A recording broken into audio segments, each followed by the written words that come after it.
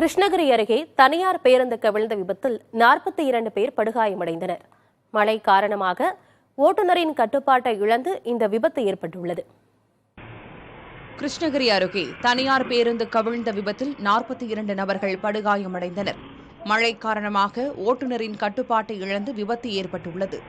விபத்து தொடர்பான சிசிடிவி காட்சி இது. தருமபுரி எட்டியம்பட்டி கிராமத்தைச் சேர்ந்த 52 பக்தர்கள் மேல்மருவத்தூர் கோயிலுக்கு பேருந்தில் புறப்பட்டனர். கிருஷ்ணகிரி ஊத்தங்கரை அருகே பேருந்து சென்றபோது மழை பொழிந்ததால் ஓட்டுநரின் கட்டுப்பாட்டை இழந்த பேருந்து சாலையின் பக்கவாட்டில் இருந்த பள்ளத்தில் கவிழ்ந்தது. அவ்வழியாக சென்ற வாகன ஓட்டிகள் பேருந்தில் இருந்தவர்களை மீட்கும் பணியில் ஈடுபட்டனர். உடனடியாக காவல்துறையினர் மற்றும் தீயணைப்புத் துறையினர் நிகழ்விடத்திற்கு சென்று விபத்தில் சிக்கியவர்களை மீட்டனர். 42 நபர்களுக்கு படுகாயம் ஏற்பட்ட நிலையில் அவர்கள் ஆம்புலன்ஸ் உதவியோடு மருத்துவமனைகளில் அனுமதிக்கப்பட்டுள்ளனர்.